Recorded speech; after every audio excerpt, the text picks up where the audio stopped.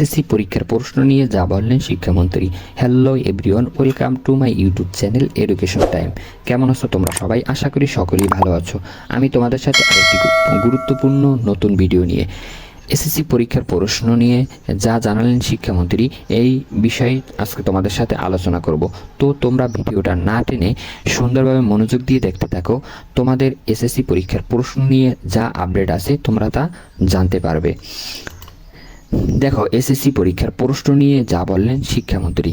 দেখো, চলতি বছরের মাধ্যমিক স্কুল সার্টিফিকেট এসএসসি পরীক্ষা শুরু হতে যাচ্ছে আগামী 21শে এপ্রিল, মানে 2026, সামনে এপ্রিল মাসের 21 তারিখ তোমাদের এসএসসি পরীক্ষা। দেখো, শিক্ষামন্ত্রী নোমা এহসানুল হক মিলন বলেছেন, ইতিমধ্যে পরীক্ষার প্রশ্ন প্রণয়ন সম্পূর্ণ হয়েছে। দেখো, তোমাদের প্রশ্ন অলরেডি করা হয়ে গেছে।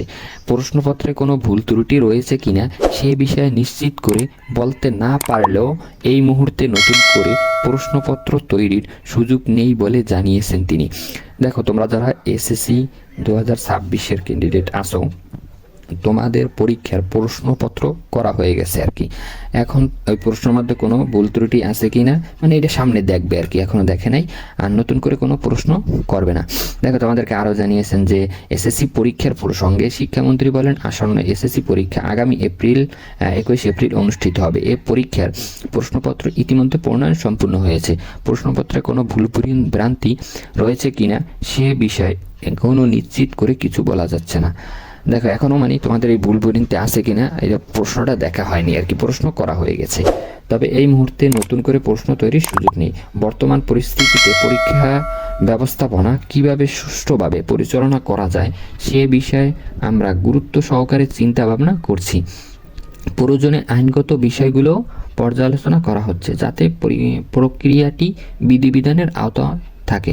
দেখো, তোমরা যারা এবছর 2026-এ এসএসসি পরীক্ষা দিবা, তোমরা ভালোভাবে পড়তে থাকো, পড়াশোনা একটু ভালোভাবে করো, মনোযোগ দিয়ে করো।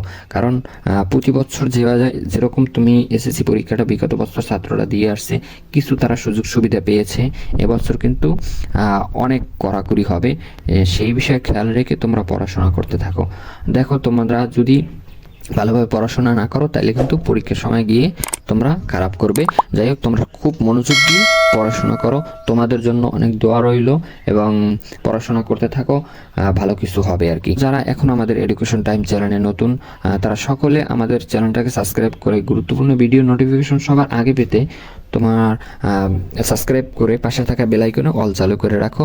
আর যারা সাবস্ক্রাইব করেছে তাদেরকে অনেক অনেক ধন্যবাদ। তোমরা প্রচুর শেয়ার করে দাও ভিডিওটা, এবং তোমার বন্ধুদের দেখার সুযোগ করে দাও, একটা লাইক করে দাও, এবং ভালো একটা মন্তব্য আমাদেরকে কমেন্টের মাধ্যমে জানাও। আর তোমরা কারা কারা এবছর এসএসসি পরীক্ষা দিচ্ছ তারা কমেন্টে বলে যাও। আজকে এখানেই শেষ করছি, আবার দেখা হবে নতুন কোনো গুরুত্বপূর্ণ ভিডিও নিয়ে। তোমরা সবাই ভালো থাকো। Thanks for watching. আল্লাহ হাফেজ।